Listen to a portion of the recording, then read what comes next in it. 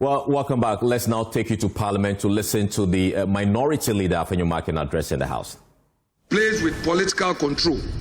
The time has come for government to walk the talk of ensuring that the private sector becomes the real engine of growth.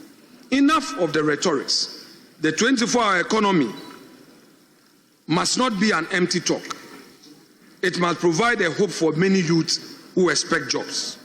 Mr. Speaker, on the governance front, governance is about upholding freedom, justice, and the rule of law.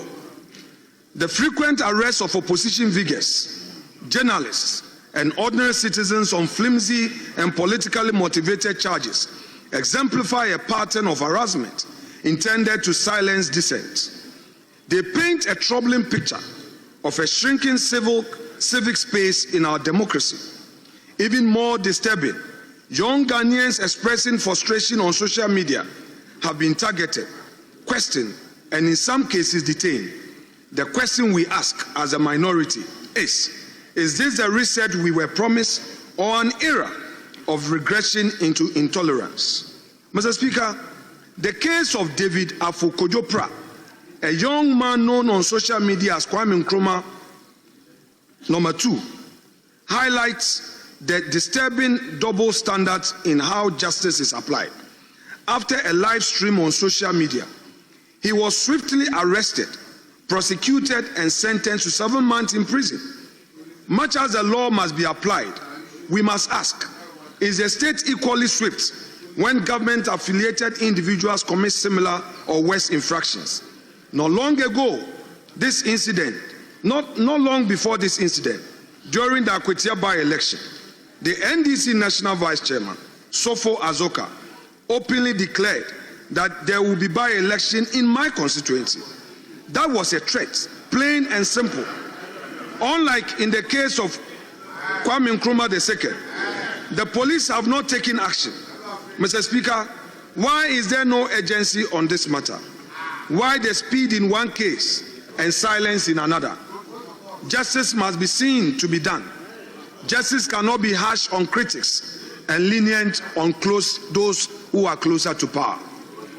The broader context deepens our concern. Mr. Speaker, on the 8th of September, the Bono Regional Chairman of the New Patriotic Party, Mr. Kwame Bafo Abronye, popularly known as Abronye DC, was arrested and detained on charges that appear politically motivated. The court ruling in this case raises deeper constitutional questions. In delivering judgment, the presiding judge, His Lordship Akwa, cited George Orwell's Animal Farm, observing that, quote, all men are equal, but some are more equal than others, unquote, and went on to quote the late President Robert Mugabe, purportedly, quote, I can assure you of freedom of speech, but cannot assure you of freedom after speech, end quote. Mr. Speaker, these remarks to us as the minority, coming from the bench, convey an unsettling message that equality before the law and freedom of expression may no longer be treated as fundamental rights, but as privileges subject to interpretation and power. Such reasoning, if left unchecked, sets a worrying precedent for democratic governance and judicial independence. The use of Orwell and supposed quote from Mugabe to rationalize the restriction of free speech undermines the spirit of our Constitution, which guarantees every citizen the right to express opinion without fear of reprisal.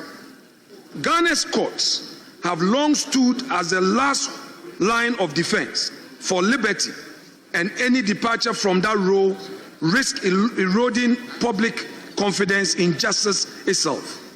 The minority, therefore, finds this trend dangerous and calls for restraint, reflection, and a renewed commitment to fairness, equality, and the true meaning of freedom under the rule of law. Mr. Speaker, the minority registers its unequivocal objection to the removal of the Chief Justice, Mrs. Gertrude Araba Esaba Saki Torkornoo. We believe the process lacked transparency, violated constitutional principles, and set a dangerous precedent for judicial interference. 3 separate petitions were referred to the Puaman Committee. The committee only had 1 petition, then adjourned proceedings for continuation on the 15th of September. Yet, without notice to any party in the matter, the committee suddenly submitted a report on the 1st of September, and within 2 hours, an announcement was made of a removal. Was that adjournment a deception, Mr. Speaker? Even more troubling was a warrant of the suspension. It claimed to have made a prima facie determination, but to date, no one has seen such document, and this raises serious constitutional questions. The so-called Puaman report remains a secret document. We, the minority, shall not relent on our demand for a copy and a full disclosure of this report. Mr. Speaker, this matter goes beyond one individual. If this false and irregular process succeeds, it endangers every independent constitutional body. The Auditor General, the Electoral Commission, the National Commission for Civic Education, and even the Public Services Commission could be targeted of the next court. This will destroy the safeguards of accountability and erase the principle of probity from our governance. If judicial independence can be manipulated in this manner, we should not expect free or credible elections in future. Mr. Speaker, the judiciary is the last line of defense for our democracy, and any act that undermines its independence strikes at the heart of our constitutional order. The minority will resist any attempt to compromise the sanctity of the judiciary. Ghana's institutions must be protected from political manipulation, and we will not sit idly by while dangerous precedents are set. On the issue of illegal mining, we, the minority, are of the view that this represents one of Ghana's gravest governance challenges that has persisted across successive governments and which has escalated into a full-blown national crisis is the menace of illegal mining, popularly known as Galamsey. The devastation caused by Galamsey to our environment, water bodies, and public health cannot be overstated. Even as we convene today, Mr. Speaker, our rivers run brown with pollution. Vast tracts of once fertile land lies carried and toxic, and many of our citizens in mining communities face illness and danger from poisonous chemicals. We have talked about illegal mining for years, yet the problem has only grown worse. Time for mere talk is over. We need decisive, visionary action now to save our country's future from disaster. Not long ago, we were warned. One such early warning came in 2010 when investigative journalist Anas Arimayew Anas released a documentary exposing the dark underbelly of Galamsey. That expose, part of the Africa Investigate series, shone a light on the tragic consequences of illegal mining that were already evident back then. The documentary recounted how in June 2010, a Galamsey pit near Dunkwa Onofin flooded, killing an estimated 150 people in a single disaster.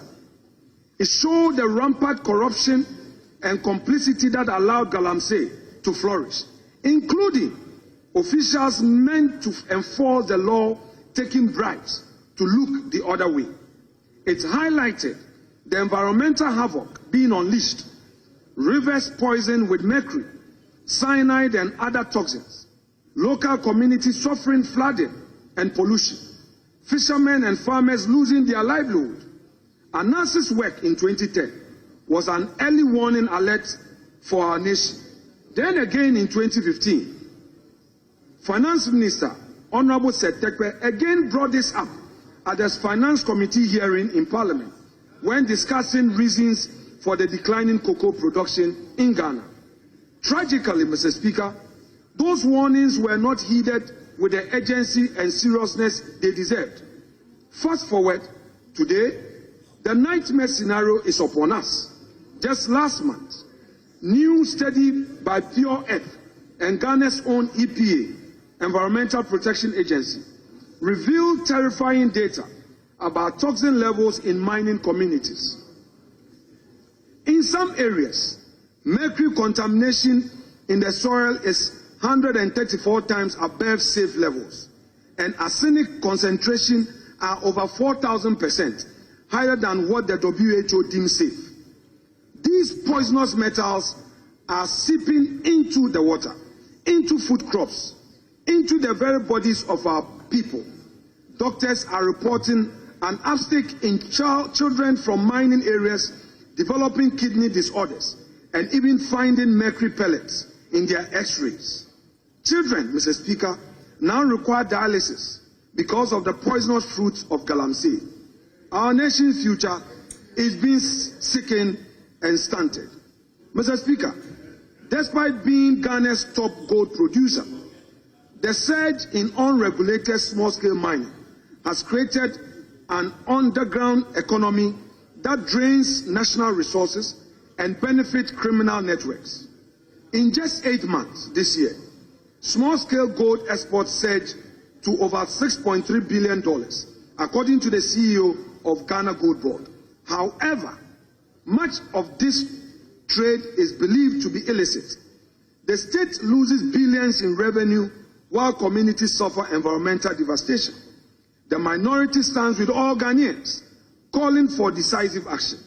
We welcome the advocacy from civil society and religious leaders, and we support real solutions from tougher laws to sustainable alternatives. Mr. Speaker, we must also admit that the situation has worsened since this government came into office.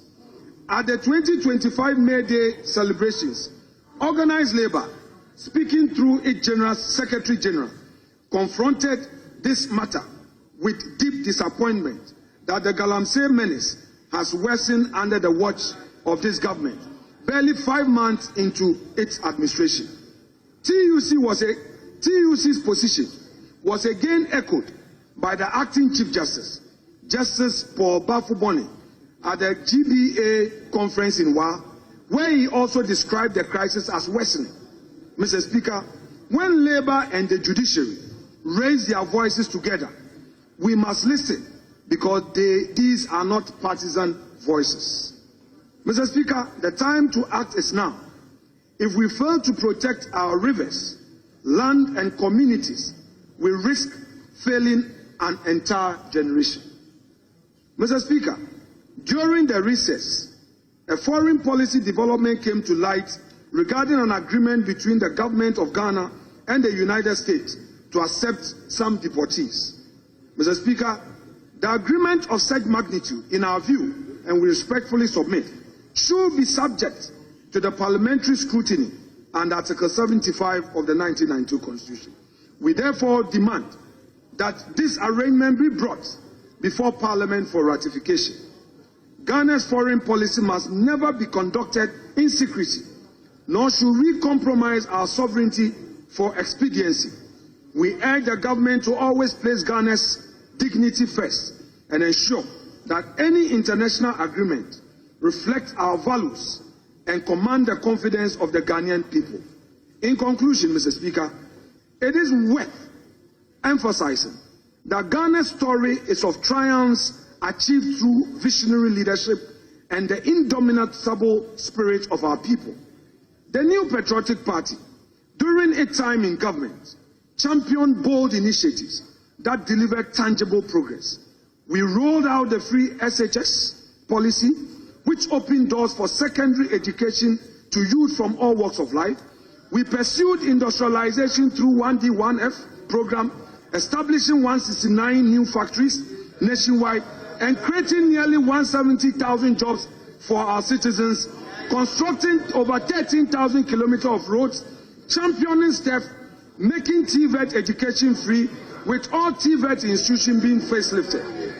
Mr. Speaker, this is the record of the previous government. Under MPP stewardship, Ghana's democracy deepened and economy grew to the extent that the world took notice. We therefore urge this government to walk the talk, and by being bold with policy implementation, enough of the rhetoric of 24-hour economy. We've heard one job, 3 shifts. Enough of it. We want the reality to be seen on the streets of Accra. Finally, Mr. Speaker, we cannot afford to lose hope. Our nation has weathered many storms. Anytime we have emerged stronger. The minority will continue to be the voice and the shield of the people in this august house. Though we are 87, we assure the people of Ghana that we are firm in our conviction and will be able to hold this supermajority to account. We don't believe in numbers. We believe in substance and will confront you with substance.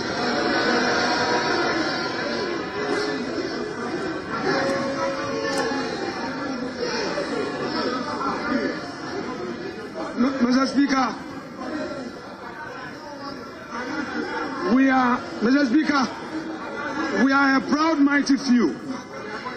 Mr. Speaker, we are a proud, mighty few who will speak truth to power and work tirelessly. Mr. Speaker, guided by discipline, hard work, and our faith in God. And Mr. Speaker, and inspired by your own hard work, when your party lost in 2000, you led the charge with fewer numbers, and within a short period, you made progress. We also inspired by what we saw in 2016, said that by 2020, your side had made progress. We believe in that same dream that come 2028, the minority will be the majority. Mr. Speaker, let us all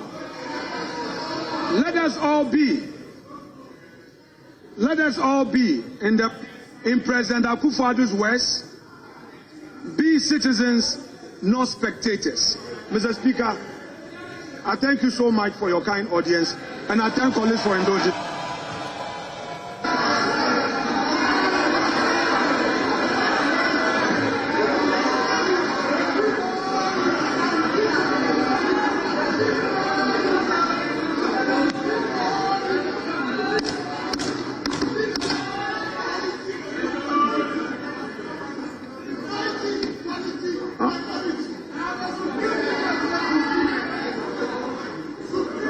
Honourable members, before I invite the majority leader, let me acknowledge the presence of our August visitors.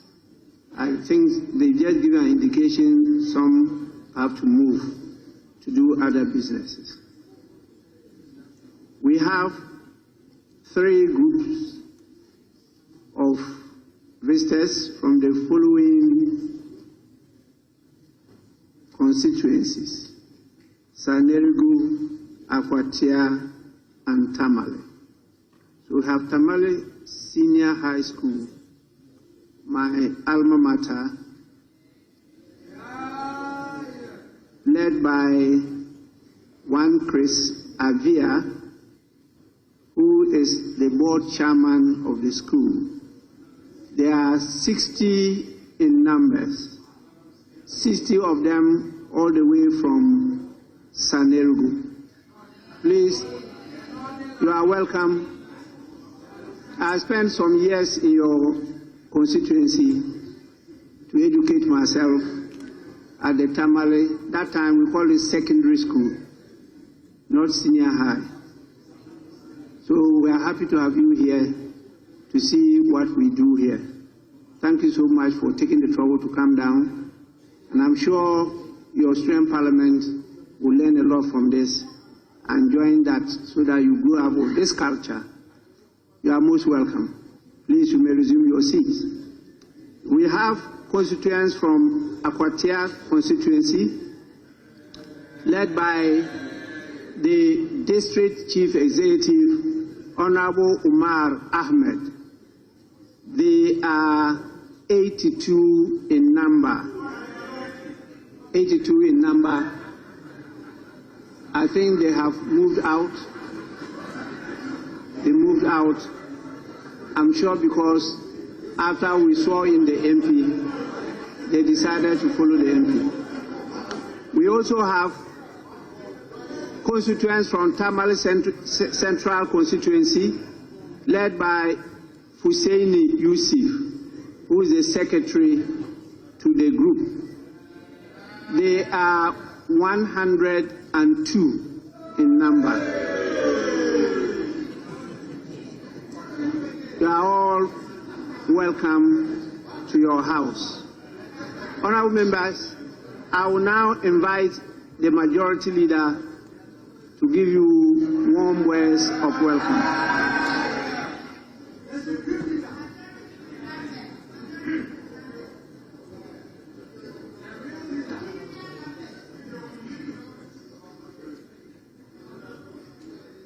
Right Honorable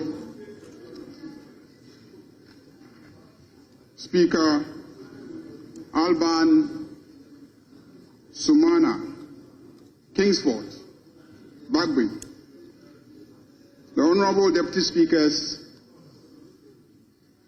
Honorable colleague, Members of Parliament, representing the 276 constituencies presently constituting the House, the Clerk of Parliament, and the parliamentary staff.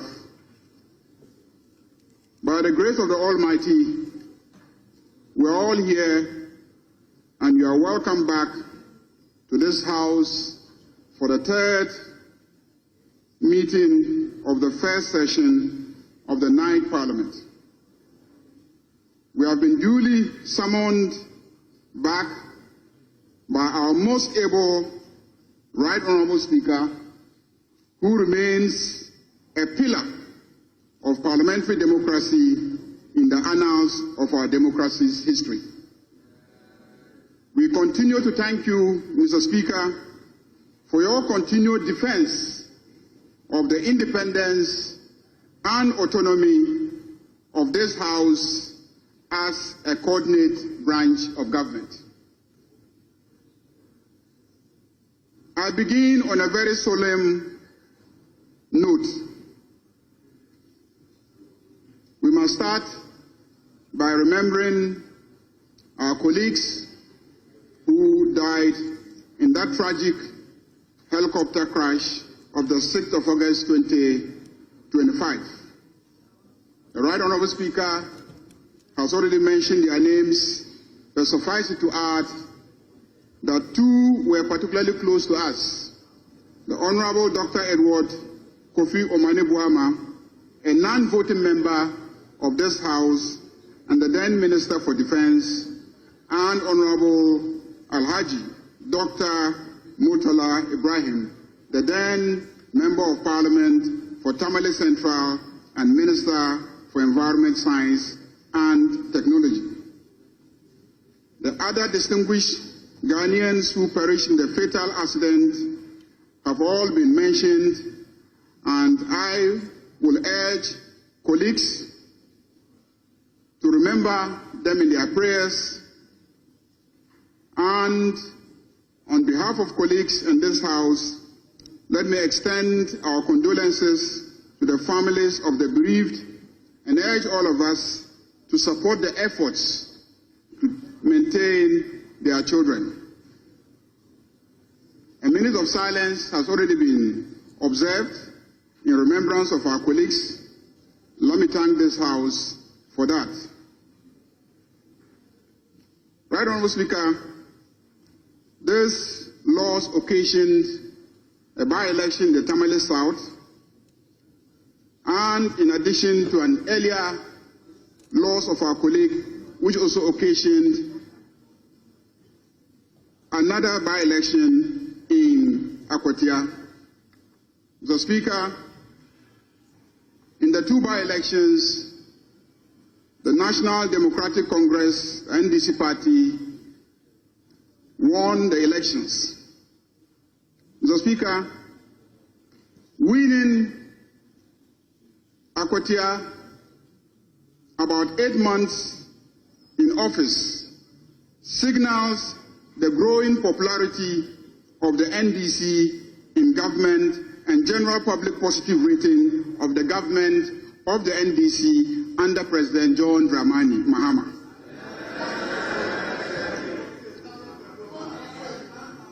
Mr. Speaker, with these two elections and the one that took place in Ablekuma, this House is now fully constituted. The independent members of this House remain 4. The NPP, which previously had a micro minority of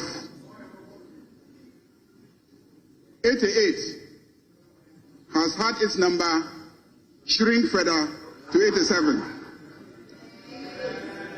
Mr. Speaker, I believe they are no longer a micro minority, but a minuscule minority. Mr. Speaker, micro could actually be a large number, because micro is a unit of measurement. 1 million can actually be micro when you are evaluating 1 billion. In English, when you want to describe something as very small, you say minuscule. The NDC supermajority will balloon to 185, and when we add our numbers to the 4 independents who have agreed to do business with us, the NDC will become a gargantuan majority. All I can say is, Mr. Speaker, so far, so excellent. During recess, MPs had the opportunity to observe the impact of work we did during our previous meetings, the budget we approved, the laws we passed, and the policies underpinning them. Our engagements revealed the persistent, urgent need to address youth unemployment. We must ensure that our laws and the policies that we enact create jobs. Ghana's population still remains very young. Citizens aged 15 to 35 make up over 38% of the population and 60% of the labor force. They face enormous barriers to economic inclusion. Indeed, they want jobs. In the 2024 Afrobarometer report of the CDD, concerns about unemployment was the topmost concern of most Ghanaians. This was followed by the management of the economy and then infrastructure. During this meeting of Parliament, members will focus on reviewing job creation policies of the various sectors. We propose to hold a special parliamentary hearing on the extractive industries with a view to exploring the impact on beneficial national economic development, overall benefit to the country, and in particular, the extent to which local content legislation are being enforced to create jobs for Ghanaians and ownership of the extractive industries. Every sector of our economy has a job creation potential, and our debates and deliberations in this meeting will focus on how this Parliament would hold sector heads accountable for ensuring that jobs are indeed created to the benefit of the Ghanaian youth. In this regard, most committees will be requested to conduct hearings on the extent of job creation policies and programs of the various sectors so we can enhance efforts towards job creation. Indeed, during the recess, we had the opportunity for committees to engage in field visits and engage with interest groups and governmental agencies, and we observed firsthand the impacts of the financial budget and economic policies and legislation we passed in the previous meetings of Parliament. Right, Honourable Speaker, I am proud to say that so far, so excellent. The energy sector is doing very well, and electricity has remained on and powering growth. So far, so excellent. The economy is rebounding, and Ghana once again is gaining economic respectability globally. So far, so excellent. The Ghana city is gaining strength and stabilizing. So far, so excellent. Inflation has come down to single digit, and prices are coming down, and life is becoming affordable to the ordinary Ghanaian. So far, so excellent. We are paying our debts, and at the same time, we are not accumulating needless debts. So far, so excellent. We are spending on the right things, and within our means. We are spending, but spending wisely. So far, so excellent. Our schools are functioning well, and free HSS is well funded, and we have not experienced any disruption of the school year calendar in our constituencies during our recess. Let me repeat, our schools are functioning well, and free HSS is well funded, and we have not experienced any disruption of schools or school calendar in our constituencies. So far, so excellent. Mr. Speaker, the NHIA has paid a total of 2.84 billion Ghana cedis in claims to accredited healthcare providers across the country. This represents the most consistent payment trend since the scheme's inception. The NDC are the best implementers of social intervention schemes. As I address you, there are no arrears outstanding. Claim payments are now up to date, with reimbursements made monthly, a marked improvement from previous years when payments delayed for several months. This improvement has restored confidence among healthcare providers, stabilized service delivery, and enhanced the scheme's credibility across all regions. Additionally, the uncapping of the NHIL by His Excellency President John Dramani Mahama has released an additional 3.4 billion Ghana cedis to the NHIA, marking a historic fiscal breakthrough that secures sustainable funding for timely claims payment, expansion of coverage, and implementation of flagship reforms such as free primary health care and Mahama Cares. So far, so excellent. Mr. Speaker, the health insurance scheme is on track to reach an unprecedented 20 million active members by end of year 2025. So far, so excellent. Our hospitals and health facilities are being well funded, and Mr. Speaker, I can only say good things will happen to this country. Our metropolitan, municipal, and district assemblies are very well financially lubricated, with prompt transfers of 80% of the common fund allocations. Total disbursement for the first quarter of 2025 was 711,334,852 Ghana cedis and 56 pesos. That's the first quarter. Second quarter 2025 disbursement was also completed on 21st August 2025, and this was 1,318,484,908 Ghana cedis. Mr. Speaker, these disbursements are boosting local economies as procurements which must be done at that level are being done to create local jobs and opportunities. So far, so excellent. Many progressive initiatives we approved in this House in the last meetings have been launched on course. Notably, the big push in road infrastructure is on course. So far, so excellent. Mr. Speaker, Info Analytics did some polls released on July 1st, 2025, and they revealed that 70% of Ghanaians believe the country is on the right track. 70% of Ghanaians believe the country is on the right track. So far, so excellent. As of September 2025, Global Info Analytics Survey found 58% believe the government was doing enough to fight against corruption. and 53 said corruption had improved. So far, so excellent. A similar report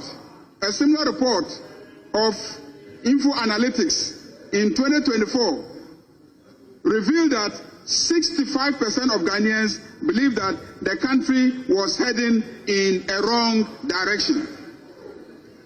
There is a clear turnaround in how Ghanaians perceive their country and their government now. We must stay the course in this direction, and the work of this meeting of Parliament must keep the pressure on our executive arm of government to keep delivering. In this regard, I want to assure Ghanaians that the overwhelming NDC majority will not treat our counterparts in the executive with kid gloves. We will continue to demand performance and delivery of promises made in our manifesto. Bipartisanship shall be our hallmark, so we will tolerate our minuscule minority and heed sound and genuine criticism. Mr. Speaker, this is a budget meeting. We will be receiving the 2026 budget statement in due course, but the signs of a very positive development are already clear. 95% of Ghanaians in a survey conducted by professional service firm PwC in July 2025 believe the country's macroeconomic performance in the first half of the year has met or exceeded expectations. 95% of Ghanaians believe that our macroeconomic performance, yes, our macroeconomic performance has met or exceeded expectations. Indeed, even members of the MPP cannot deny the fact that the indicators are looking very, very good. So far, so excellent. Mr. Speaker, we in the NDC are governing well. The president of Imani, Franklin Kujo, on July 5th, 2025, strongly endorsed President John Dramani Mahamad's recent decision to scrap fuel allowances and allocations for all political appointees, describing it as a wonderful initiative. So many wonderful initiatives that should be codified into law to prevent future reversals. So far, so excellent. On October 10th, 2025, the IMF stated that Ghana's economy is rebounding faster than anticipated, with macroeconomic stabilization taking root, following a strong performance in the first half of 2025, underpinned by strong services activity, agricultural output, and others. So far, so excellent. The IMF has also lauded Ghana on recent stabilization of the city, noting that the development signals improvement in the country's economic fundamentals, renewed policy credibility, and investor confidence. So far, so excellent. On May 7, 2025, Bloomberg rated the Ghana cedi as the best performing currency in the second quarter. Bloomberg rated the Ghana cedi as the best performing currency in the second quarter. So far, so excellent. The positive endorsement of policies and programs this House approved keep coming locally and internationally.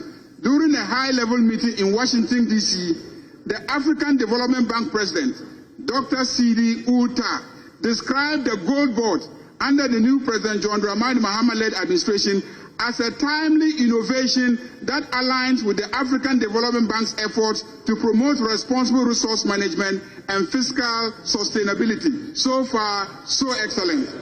The economist, chartered accountant, and banker, Dr. Akwesi Ajiman, in his mid-year economic review of 2025, stated that Ghana's political reset in 2025 has coincided with an unmistakable economic rebound. Inflation is easing, the Ghana cedi has steadied, business activity is picking up, and this grants the new administration its first real chance to rewrite the country's stop-start growth story.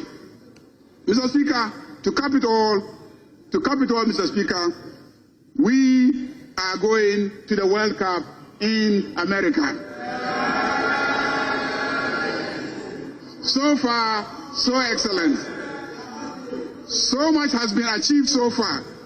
within a short time. But a lot remains to be done. We are not out of the woods yet, and many things must change. Recently, we placed senior high school students. The lobby to get into grade A schools reveals a malaise that must be fixed in our educational sector.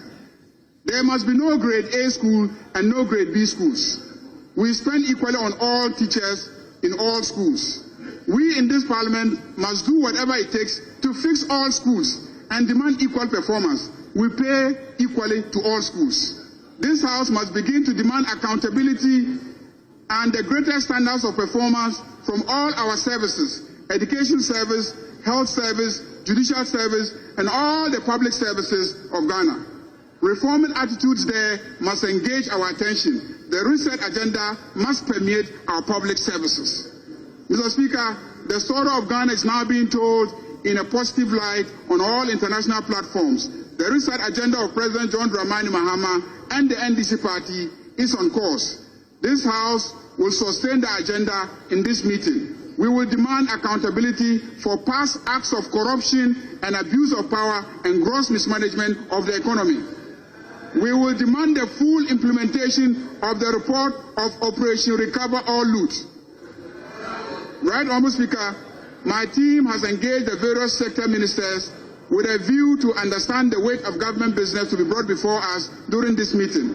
If they all receive the expected cabinet approvals, we could have a heavy legislative program in addition to the usual very involving consideration of the national budget. Mr. Speaker, the Ministry of Health has planned to seek approval for some legislation, including regulations: the National Health Insurance Regulations, National Vaccine Institute Regulation, Ghana Medical Trust Fund Regulation, Allied Health Professional Council Regulations, and others. The Minister of Education will seek the passage of the Kwame Nkrumah University of Science and Technology, change of university names. Mr. Speaker, there's been a cabinet directive to change the names of all the universities that were changed to individuals back to the names that they were given. A bill we brought to this House to change and reverse all the changes of the names of the universities. Mr. Speaker,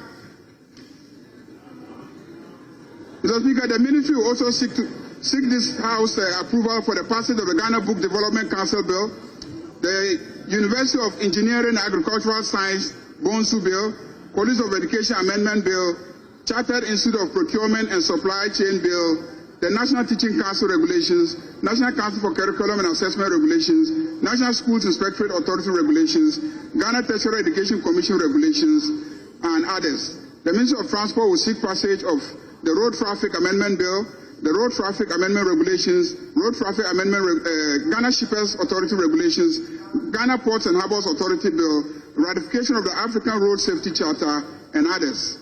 The Minister of Interior will seek the expeditious passage of the Security Intelligence Agencies Bill, the Immigration Service Amendment Regulations, Prison Service Parole Regulations, and the Gaming Regulations, Diaspora Birthright Certificate Bill, Community Service Bill, and the Extradition Bill. The Ministry of Lands and Natural Resources will want us to ratify a number of mining leases. These will include the ratification of mining leases in respect of Pesos Mining Ghana Limited, Clean Jobs Ghana Limited, TMC Limited, GM Group of Companies Limited, Golden Star Wasa Limited, Zagog Gold Limited, Gadriato Group of Companies Limited, Maripomo Mining Services Limited, and Bari Bari DV Ghana Limited. They also program to bring before us the Wildlife Resource Management Regulations 2025. Right, Honourable Speaker, let me at this juncture mention that whilst we were away on recess, the issue of illegal mining, referred to as Galamsey, became very topical.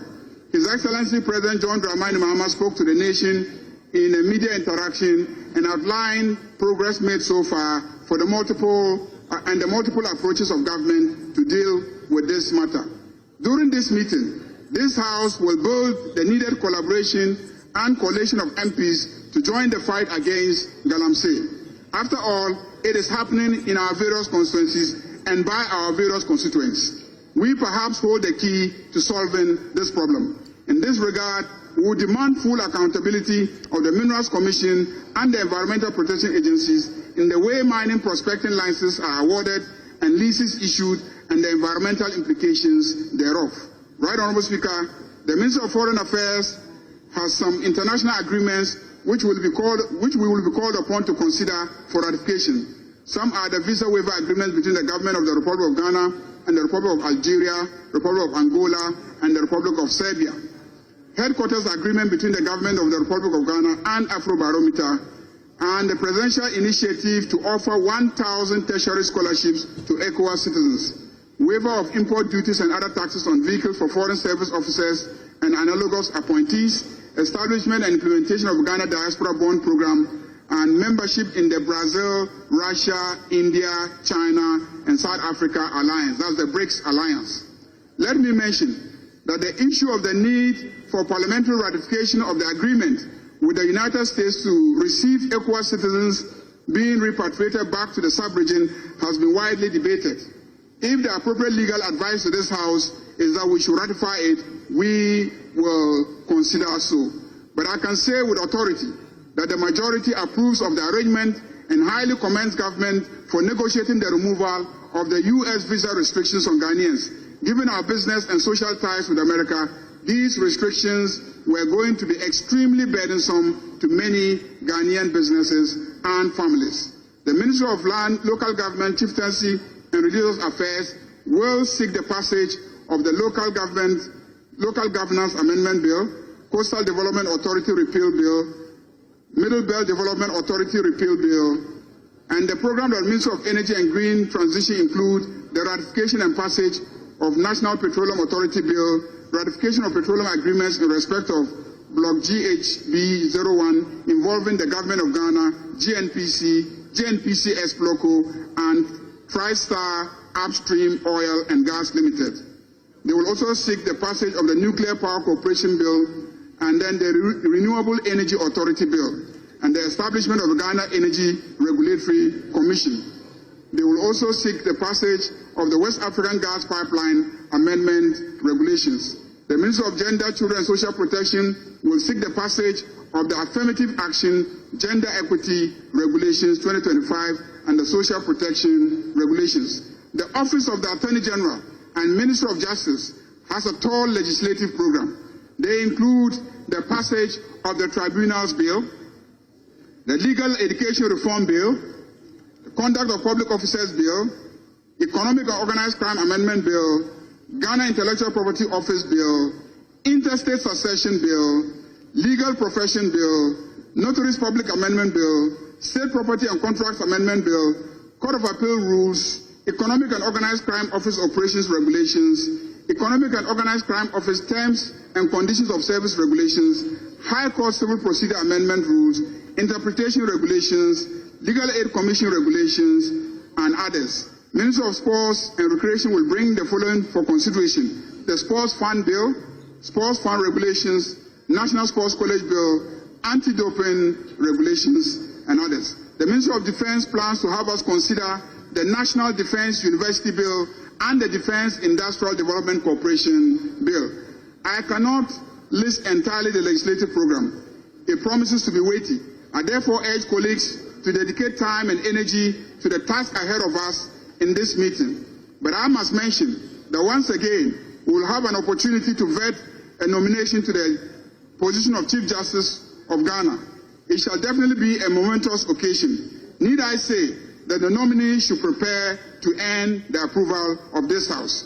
Right, Honourable Speaker, to ensure greater efficiency, I have engaged with colleague leadership of the minuscule minority, and we have agreed that this meeting will always schedule government business before personal business.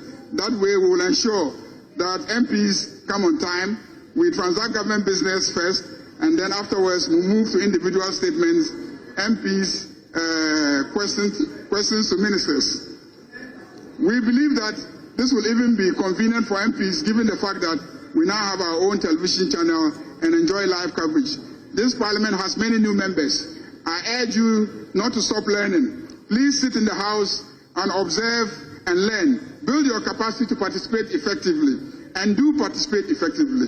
You can only learn by practice. Right, Honourable Speaker, As usual, we count on your continued guidance. You know it all, and under your guidance, we cannot go astray. Let me congratulate you for Ghana's parliament once again being adjudged the most open parliament in Africa by the Africa Open Parliament Index. This is the second time our parliament has won this coveted award, having won it in 2022. All this bears testimony to your remarkable leadership, Mr. Speaker, and foresight in managing this noble institution. Congratulations, Mr. Speaker.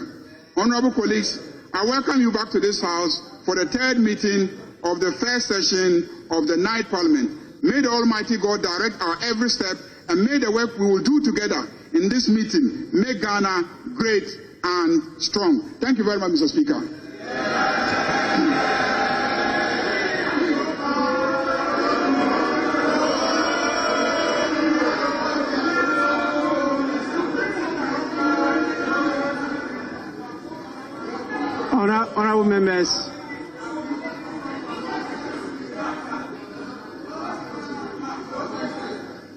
Honorable members, I'm sure you have observed a facelift in the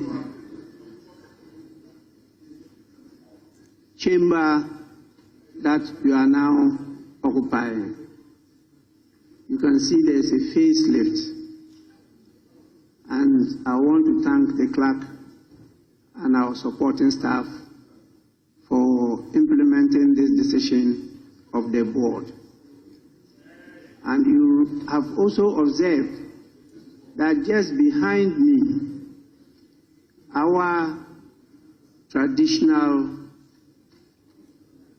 attire, our own hand-woven cloths, are distinguished, and you can see there have been also a renewal of those majestic cloths.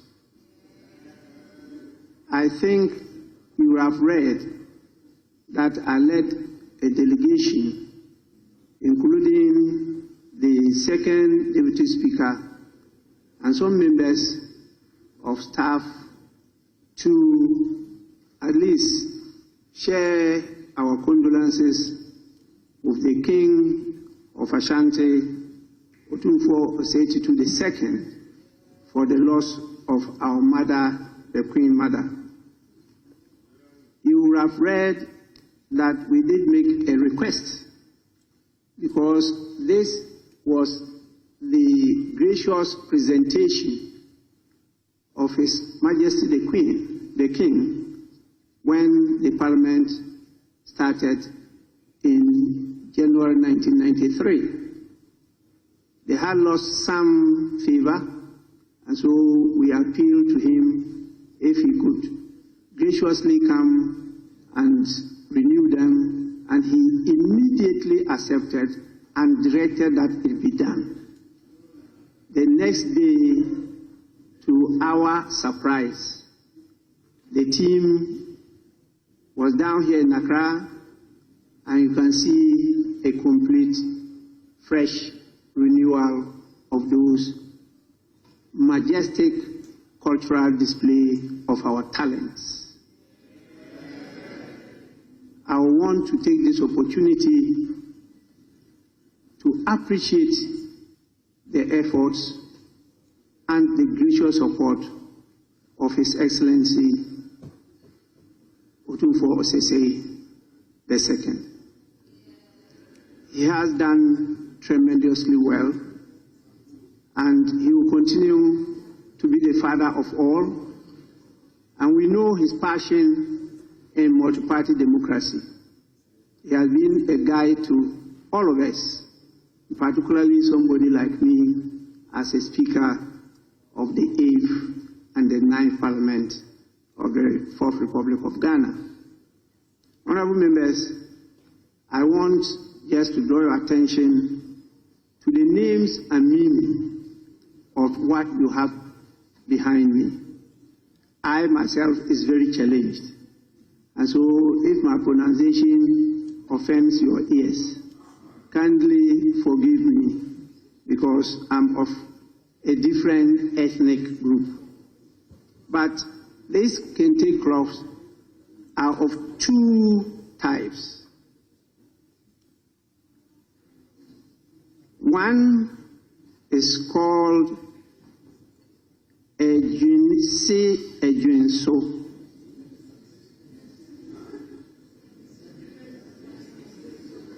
Adjournment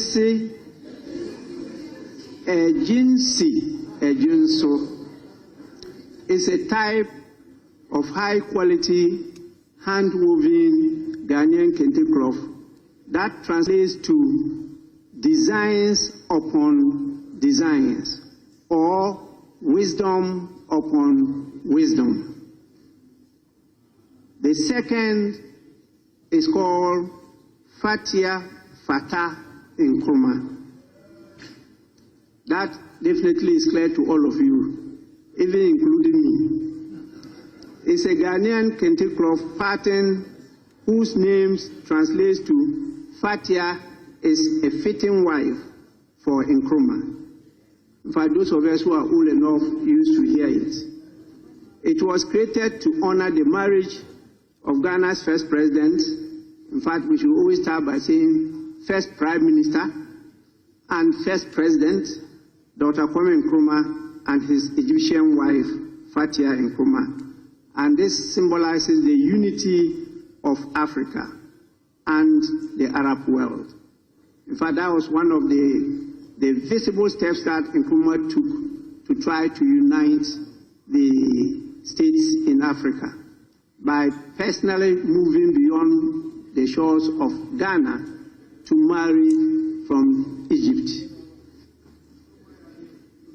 Honorable members, I think you will assist me, as I said, to thank His Royal Majesty for his gracious support to the House.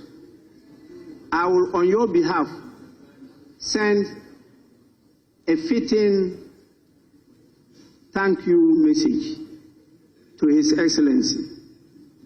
But let me add that the second Deputy Speaker has been so helpful in these matters. In fact, he has led me a number of times to pay homage to His Excellency, the King of Asante. And we've always had very fruitful discussions, and it's always been a source of strength and wisdom to some of us. Please kindly accept my thanks, my colleague, good brother, second Deputy Speaker, for what you are doing to us. With this, I want to invite the first Deputy Speaker to take the chair whilst I prepare for another assignment this evening. In the meantime, we move on to the next item.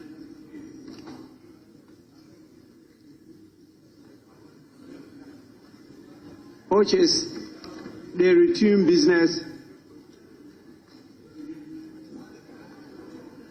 of correction of votes and proceedings and official reports.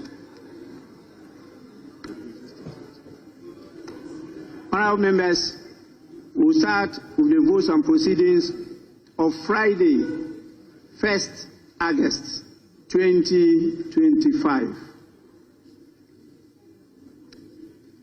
Page 1, page 2, page 3, page 4,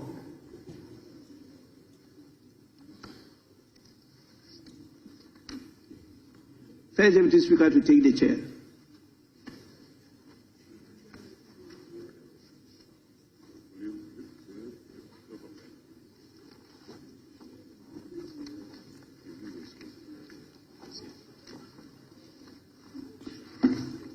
Page 5.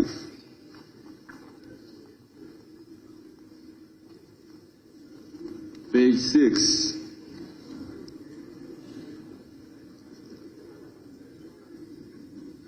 Page 7.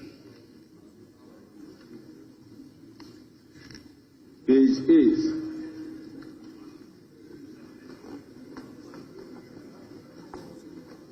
Page 9. Page 10. Page 11.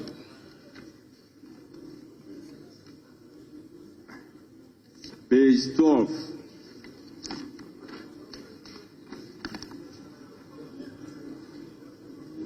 Page 13.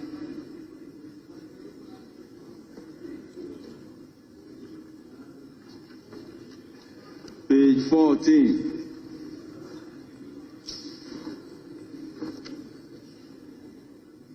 Page 15.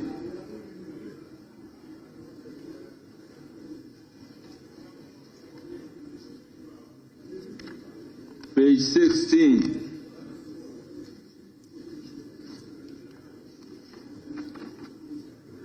Page 17.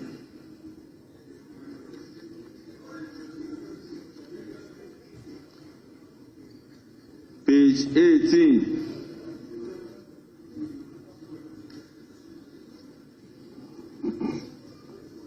Page 19.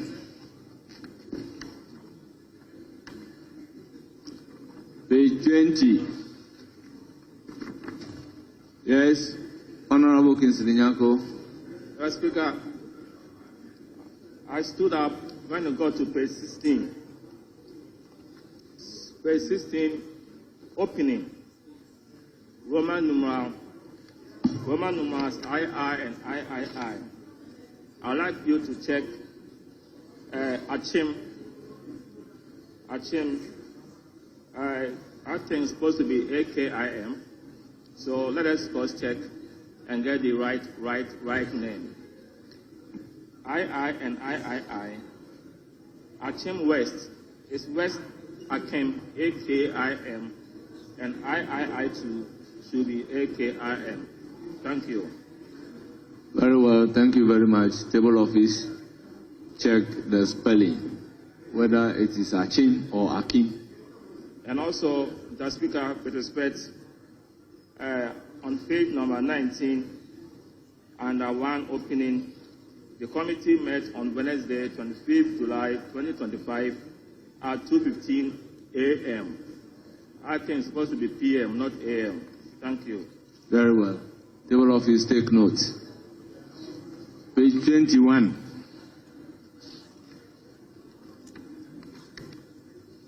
Page 22.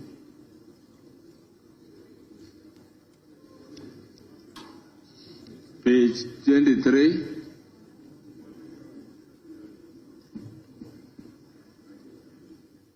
Page 24.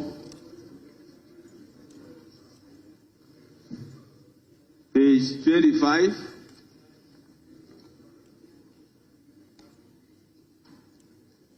Page 26.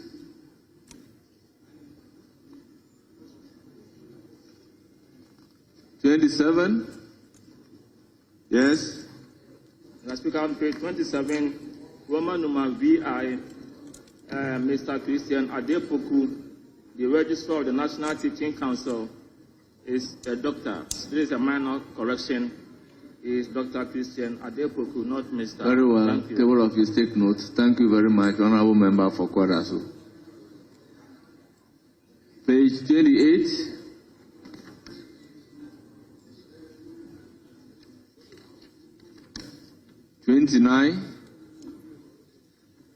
And 30.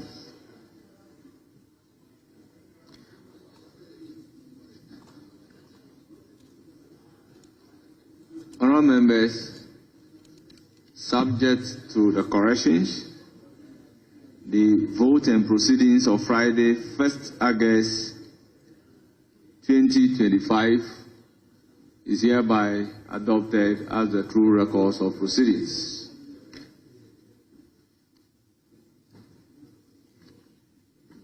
Honourable members, official reports.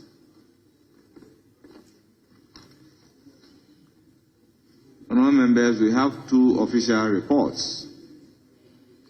Official reports of 28th July 2025 and 29th July 2025. Honourable members, let's consider 28th July first. It is for your corrections.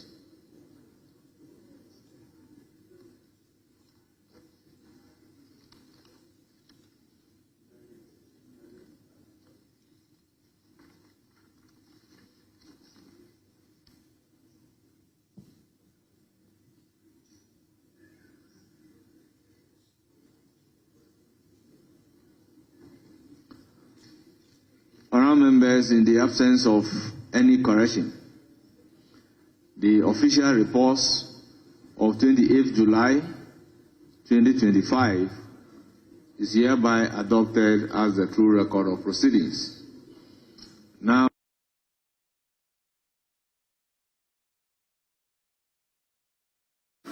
is hereby adopted as the true record of proceedings. Now, official reports of 29th July 2025 under correction.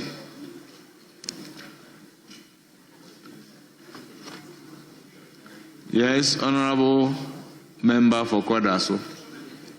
Mr. Speaker, on column 17, the second paragraph, last sentence, is about the name of Mohammed Polo. There is something manner, Mohammed Polo. Mohammed is spelled M-O-H-A-M-E-D. I think it should be double M. So if table office can check, and if it is double M, then they make the necessary changes. Then you come to column 179 under Reverend John Timford Joe. There is an omission. If you look at the fourth line, that this House approves the media review the budget. The omission of has to be inserted so that it reads that this House approves the media review of the budget statement and the economic policy of the government of Ghana. Thank you, Mr. Speaker.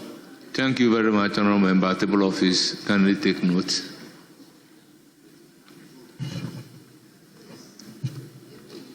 Honourable members, in the absence of any further correction, the official reports of 29th July 2025 is hereby adopted as the true record of proceedings.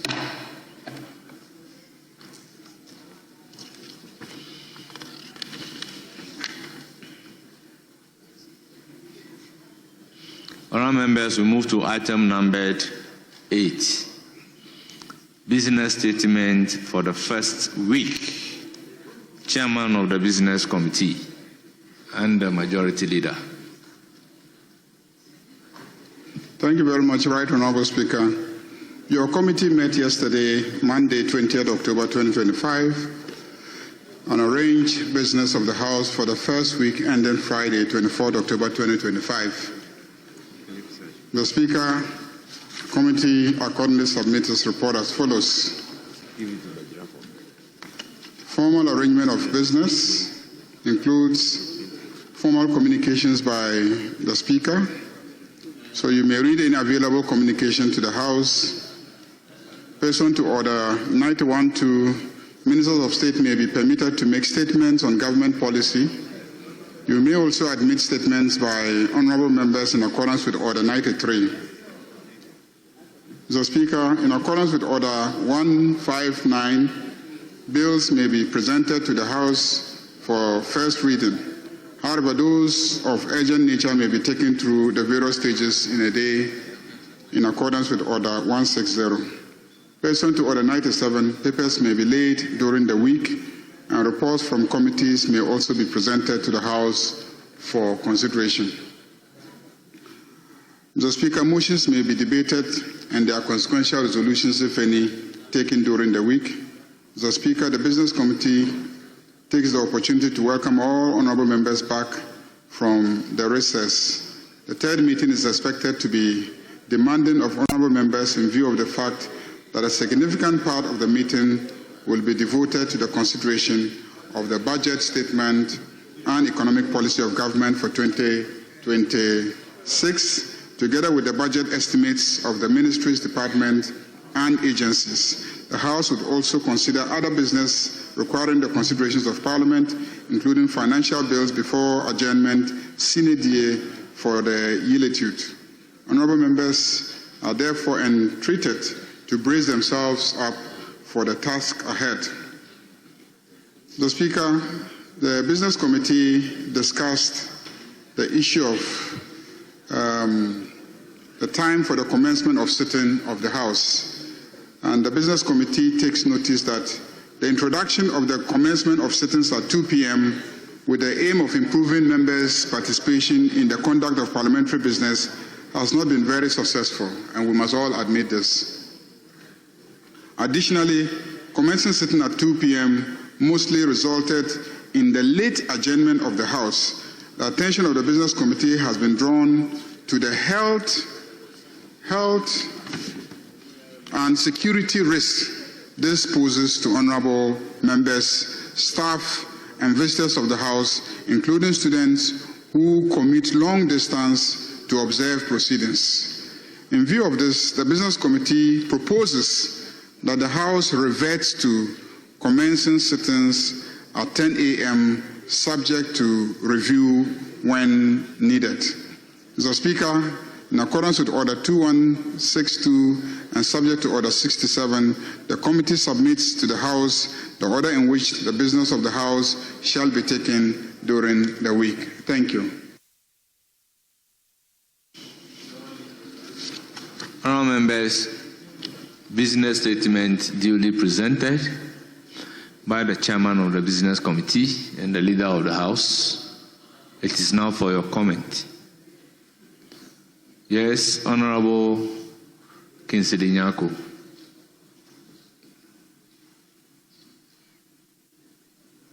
Mr. Speaker, I would like to comment highly the Business Committee for this statement for the week. In particular, regarding the reversal of our sitting commencement from 2 p.m. to 10 a.m. I think this is commendable because of the health implications that our leader cleverly alluded to. But I would like to also suggest that we need to pay fidelity to the time. When it is 10 a.m., Mr. Speaker, with respect, it should be 10 a.m. It should be 10 a.m. 10 a.m., you come to the chamber and sitting starts at 12 or 11, and I don't think this is fair. So if we are going back to 10, we must be punctual regarding the time. Or if the 10 is going to be difficult, then in between 10 and 2 p.m., 12 noon, for me, should be also considered. But I prefer the 10, and I'm hoping that we should be able to start. We should be able to. We should be able to stick with the time. Mr. Speaker, if you look at our orders, Order 12.4, whenever the Speaker, the First Deputy Speaker, the Second Deputy Speaker are unavoidably absent, the clerk shall chair the sitting for the election of a member to preside at the sitting of the House as the member presiding. I think one of these orders talk about where a member can be elected to sit in the chair. So I'm saying that if, Mr. Speaker, your good self or the Second Deputy Speaker are not there, we should be able to elect somebody to sit in the chair for us to respect the time. That's all that I'm asking for. The Speaker, are you suggesting that the delay is as a result of either the Speaker, the First Deputy, and the Second Deputy the Speaker, not being available? The Speaker, I cannot, with any stretch of imagination, suggest that. I'm not saying that, but I'm saying that for us to start business, somebody must be in the chair. If there's nobody in the chair, business for the day cannot start. So if we are 2 or 3 or 4, and nobody raises a matter of quorum, sitting can start. So I think that it is the speakers who can help us to respect the new time set to 10. This is what I'm asking for the speaker, and thanks for indulging me. Thank you very much. But let me also place on record that mostly we are here, but members are not available. You are right. I can't dispute that. Thank you. Yes. Yes, Honorable Habib. Thank you, Mr. Speaker. Mr. Speaker, I would like to find out from the chairman of the business committee. Mr. Speaker had admitted my motion of review on the form in which the business or the budget will be presented to the House.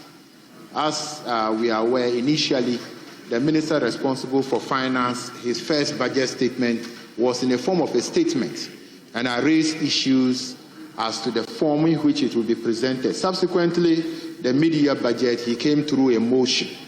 So it is not captured on the business statement, and I think that this is very important considering the fact that this is a business. Look at item number 2D on the business statement. Yeah, Mr. Speaker, I 2D, Mr. Speaker, the Speaker's motion may be debated, and there are substantial resolutions if taken. Mr. Speaker, I don't know, because there are a couple of motions that I know. I know that they're able... So it means that the motions that are going to be taken within the week are not listed here. So by the application of adjournment generis, if yours is a motion, it can be taken under this item. Don't you agree with me?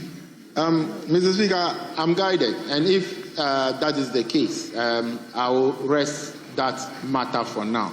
And Very well. The second thing is that the reason the business committee is giving us based on the change of time of sitting, I think it's a bit problematic, because there was reasons why we said we should sit at 2, and among many other was the fact that we have ministers and deputy ministers and other people who have government engagement, so that from morning until 2 o'clock they'll be able to do their official work, and then they can attend to their house by 2 p.m. If it is the case that we want to change it to 9 a.m., I don't think it will cure the problem that we identify earlier on. Our standing orders have made it clear that normally sitting should be 5 hours.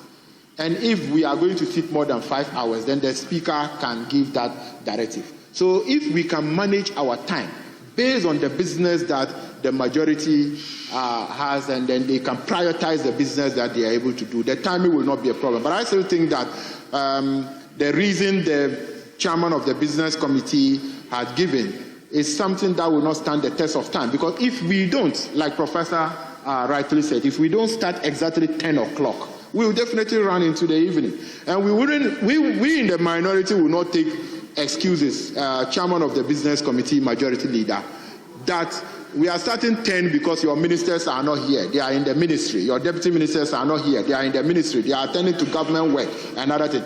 That we have made provisions for. If we are starting at 10 and we agree, we will not take excuses as to why ministers are not in the chamber to attend to either questions or business. So I think we need to look at it properly. And if we can, if it is the case that it's always going to be 10, or if we are to vary it based on the kind of work that we have in the chamber, then we will be guided by that. But I think that the change of time will not cure any problem. It would rather cause problem for you, majority leader, because many of your ministers might not be in the chamber by then.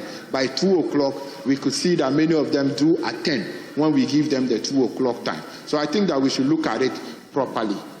Thank you, Mr. Speaker. Yes, I did raise the motion. Very well. Yes, you have the floor. Thank you, Mr. Speaker. Mr. Speaker, I also want to commend the Business Committee for putting out this statement, except that I observed that there was no questions programmed for the week and list of questions programmed for the week. I remember that I had 3 questions for the Minister for Roads and Highways, bordering on some very urgent roads that were ongoing but are stored in Deu, Abonsen, Asesieso, and then Asasioko area. And looking at our place, it's begun raining, and this is the time that we have our festivals. But I could see that there was no questions program. This has already been filed, so if the Business Committee could look at it. Again, Mr. Speaker, I want to commend you and the staff and the team management for this beautiful work done. However, if you go to our offices, you can see that especially on the 11th, 8th floor west area, a lot of the ACs are not working. So I thought that while this good work had been done here, we could have extended it to the offices before coming. So, Mr. Speaker, these are a few things that I want the Business Committee to note. Thank you very much. Yes. Chairman of the committee. Chairman of the committee.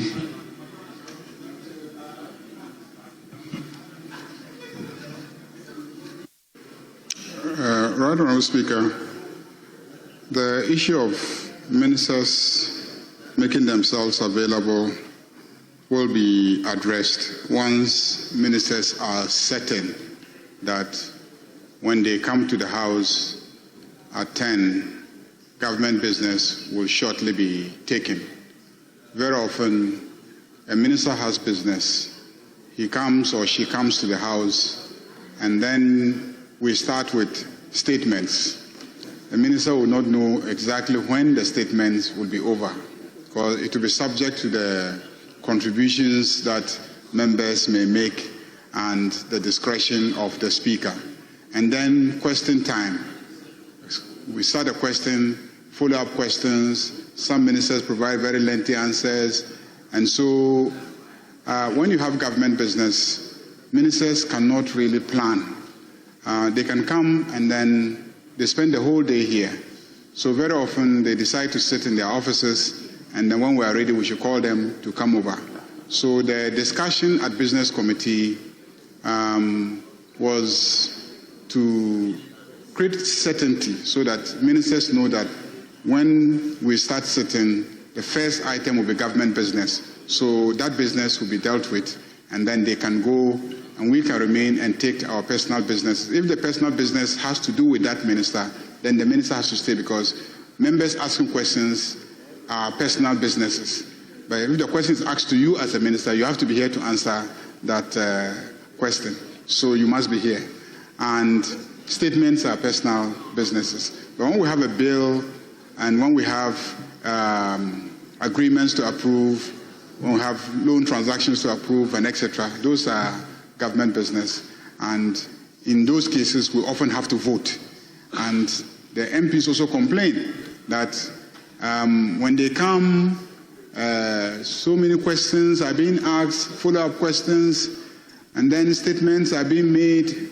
And if the person really has no interest in the question or even the content of the statement, they have to sit through and never know exactly when government business will be taken so that their votes will be required. So very often they step out and then they never come back, or they decide that they're going to go sit in their offices and watch us on television, and when it's time for government business and their votes will be needed before they come. So we consider that, but let's not also forget that because we're sitting in the afternoons, very often by 10 p.m. we're still in this chamber. 11 p.m. we're still in this chamber. Sometimes we left, at midnight. I'm not saying that when we started at 10, we never closed at midnight. But usually those were rare occasions towards the end of proceedings. But when we started sitting at 2, it became, constant and habitual that we will leave here after 10 p.m. And most people's private routines don't start in the afternoon.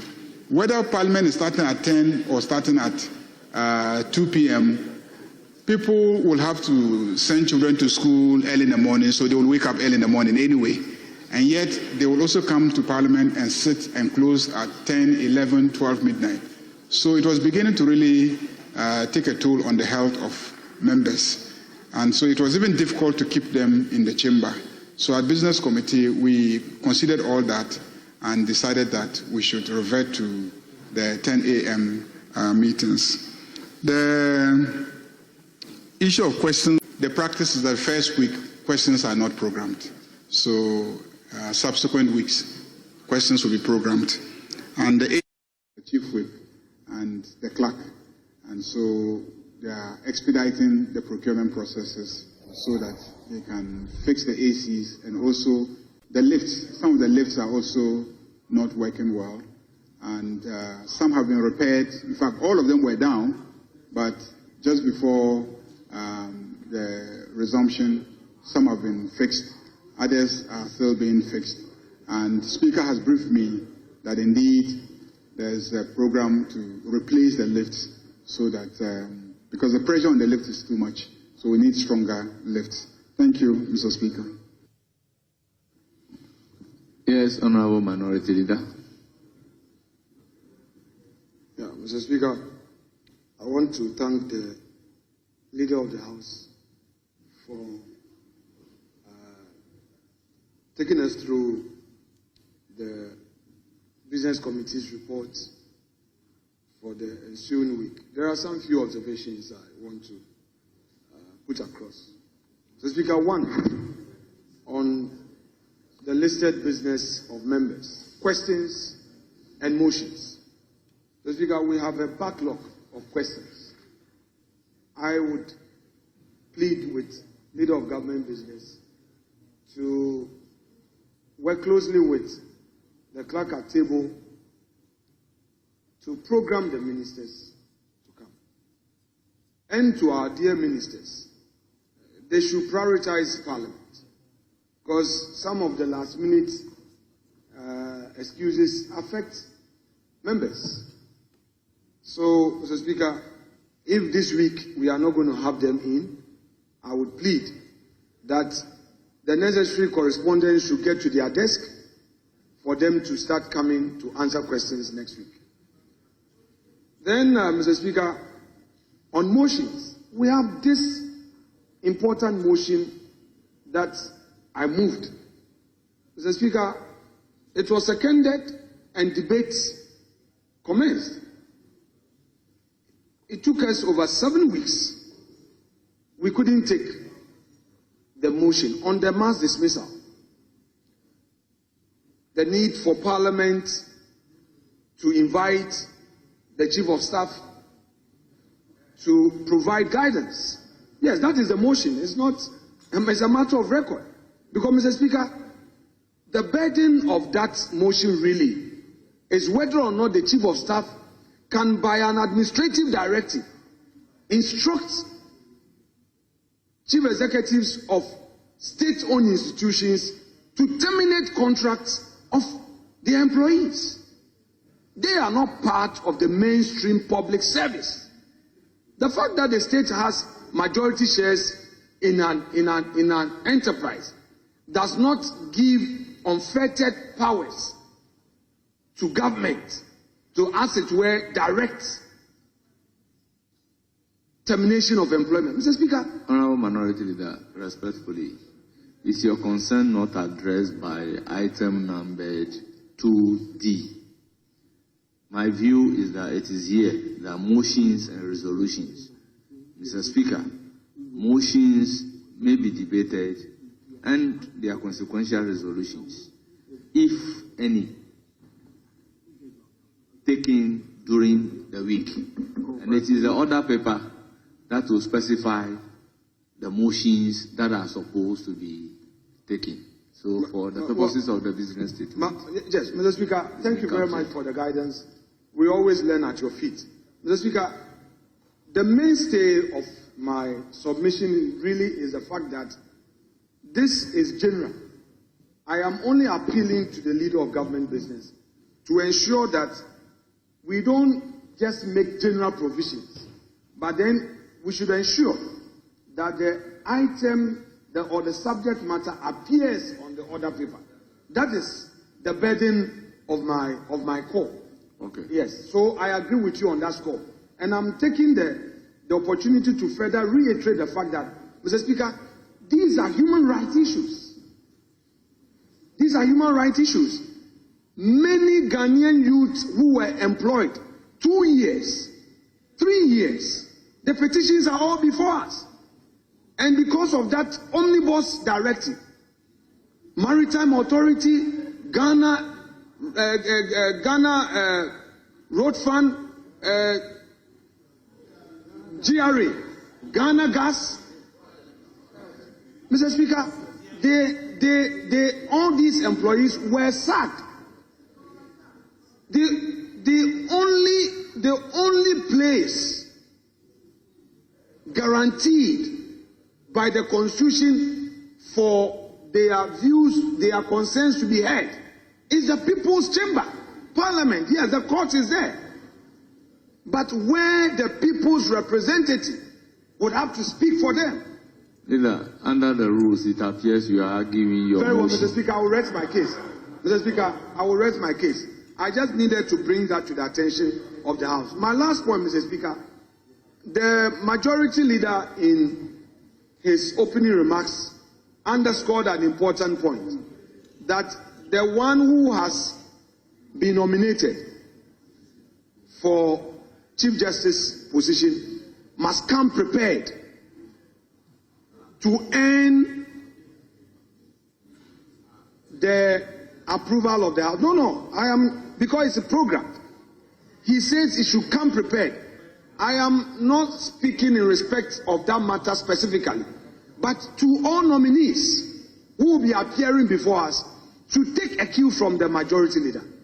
If you come unprepared, you don't have your judgment, we have questions about your involvement in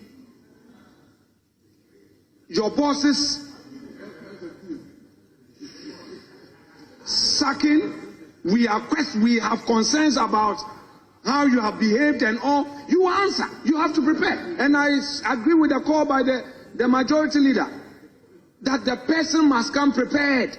That is his call. So I'm just drawing his attention that it's not enough. But they should know, because we are not going to sit idly by. Already there are constitutional issues, whether or not Torkornoo being in court, another person can be nominated. It's a matter of constitutional concern. But Mr. Speaker, this is not the time for it. This is not the time for it. This is not the time for it. The time will come for a full debate on this. It is now for you to comment on the business statement. Very well. Yes. Mr. Speaker, I rest my case. I will just draw Thank you his very much. attention. Yes, Chairman of the Business Committee.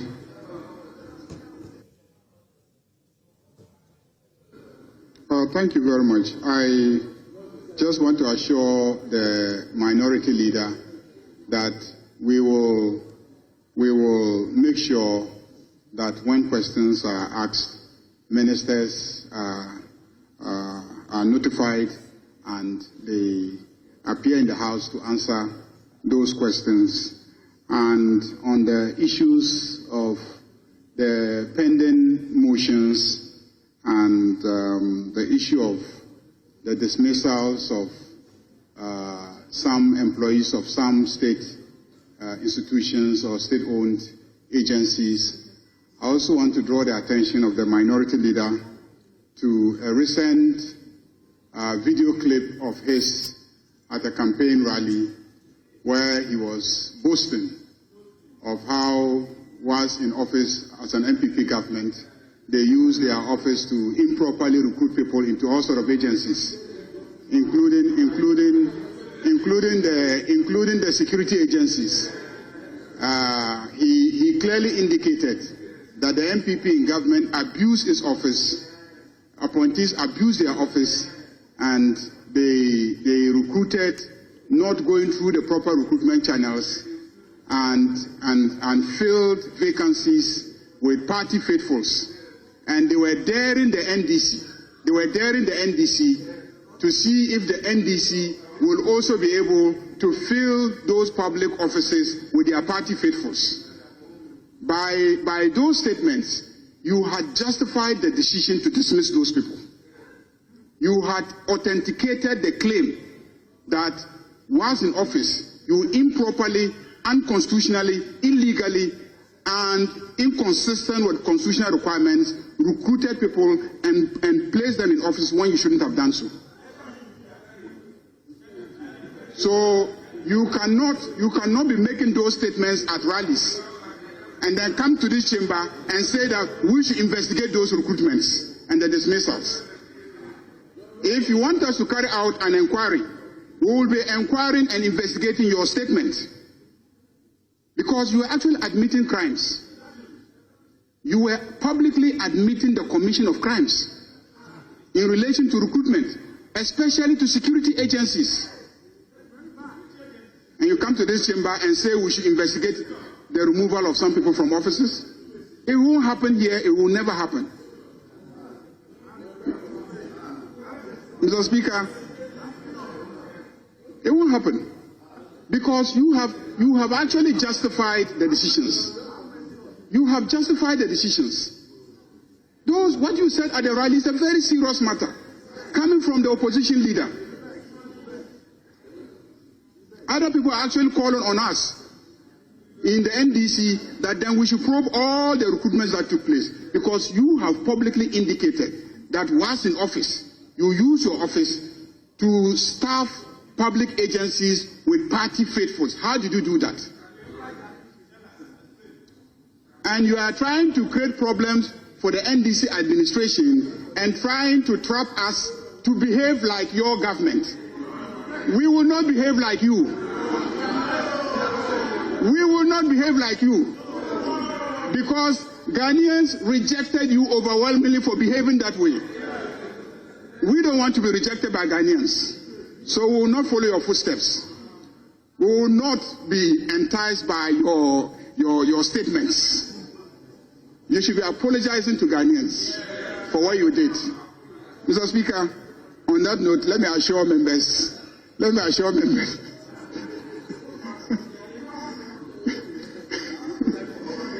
Mr. Speaker, on the issue of the vetting, yes, I stated that and I meant it.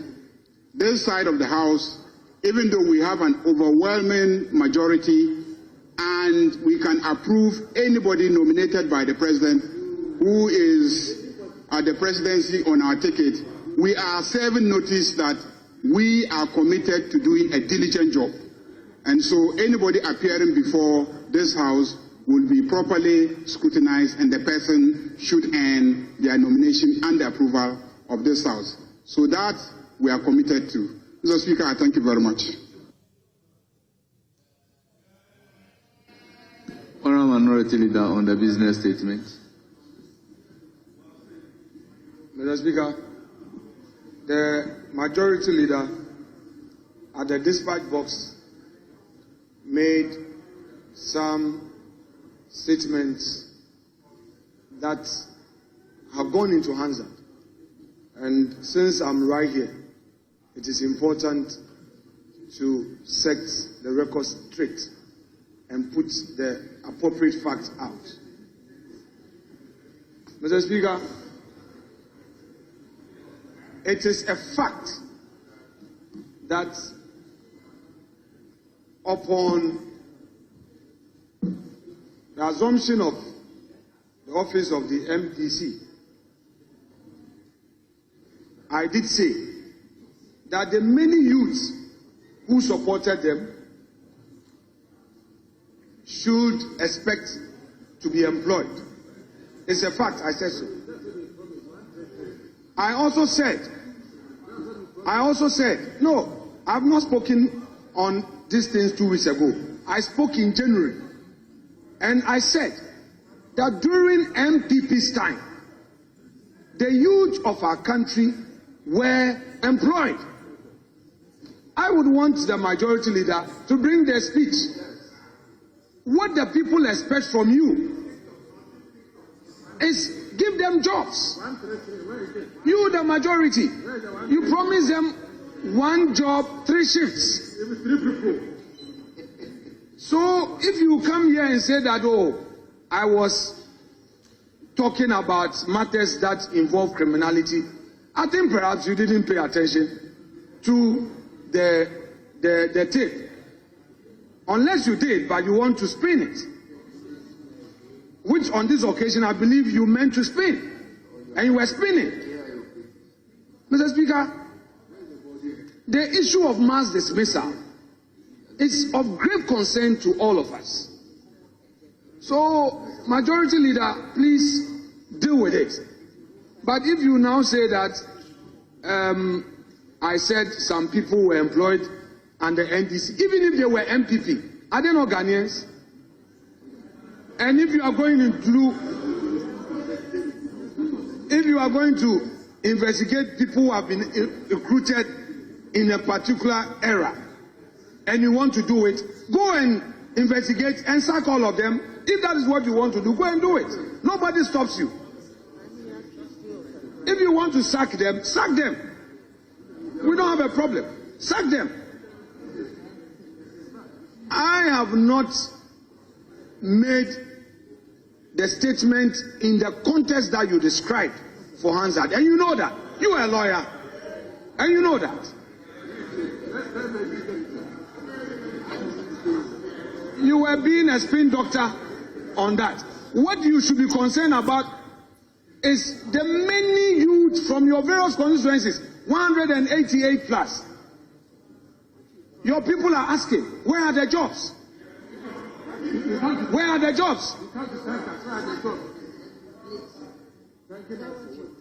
Where are the jobs? Your people want you to get them jobs.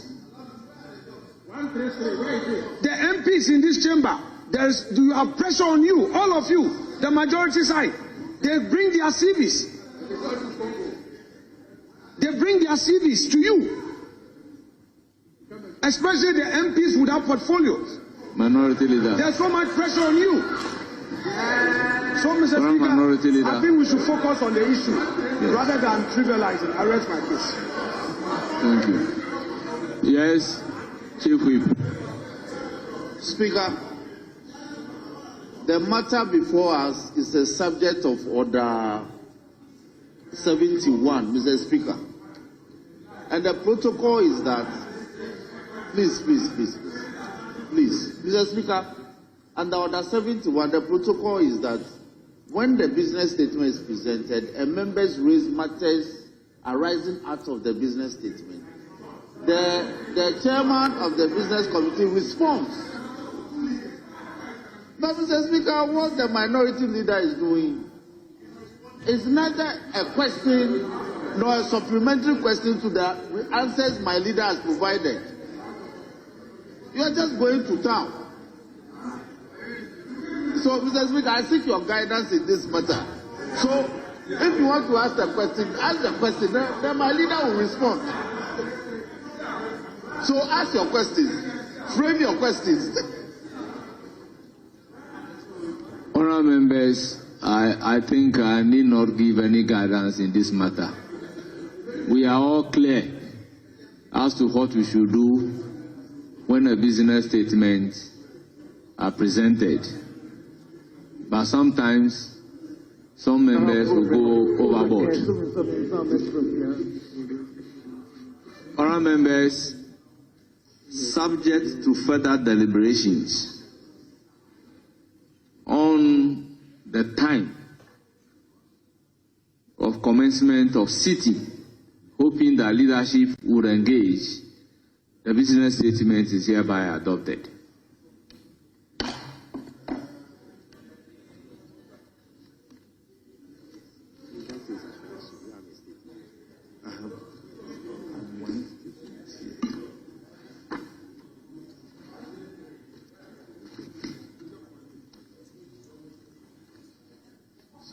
Honourable members' statement.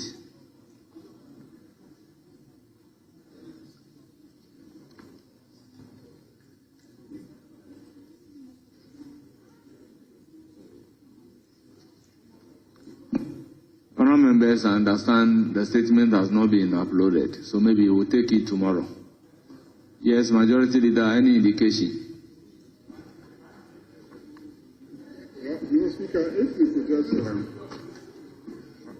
Are they ready?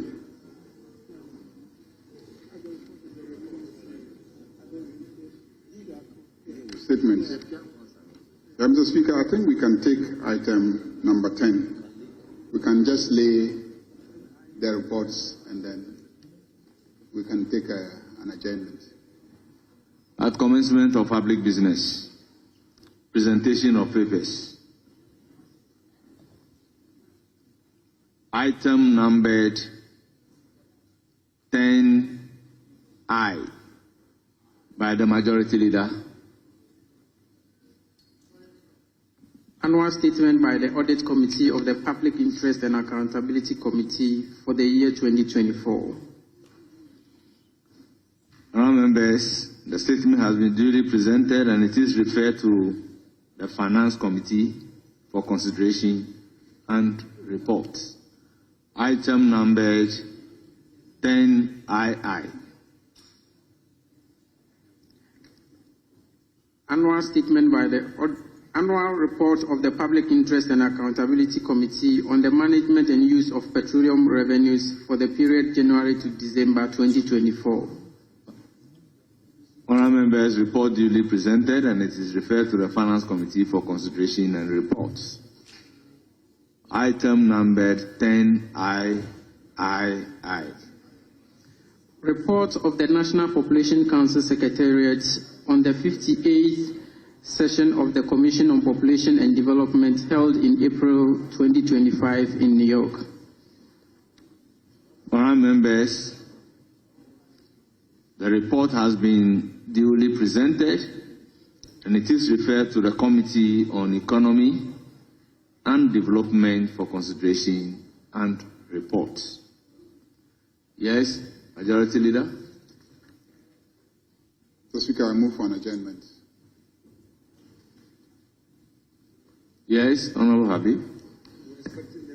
Mr. Speaker, I second the motion, except that I want to draw the Majority Leader attention that when he was delivering his speech, he said their majority is overwhelming. But you are less than 30 in the chamber. Empty seats, too many empty seats. And today, no government business. Your members are not in the chamber. Chief Whip, you have 189. The trust the Ghanaian people gave to you is not to give us empty chamber. So please, Mr. Speaker, so I second the motion, but they are not prepared for today's business, so we can adjourn.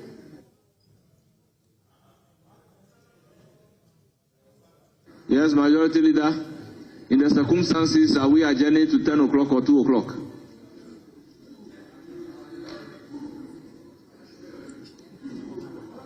You see, the business statement is adopted subject to further deliberation. So the status quo must remain until the conclusion of the deliberation. Yes, yes. Honourable members, yes. Mr. Speaker, for the record, yes, we're coming back 2 p.m. tomorrow, God willing. I will say so. Very well. Honourable members, motion moved and seconded, and it is for the consideration of the House. As many as are in favor of the motion say aye. Those against say no. The ayes have it. The motion is carried. The House is accordingly adjourned till Wednesday, 22nd day of October 2025 at 2 o'clock afternoon.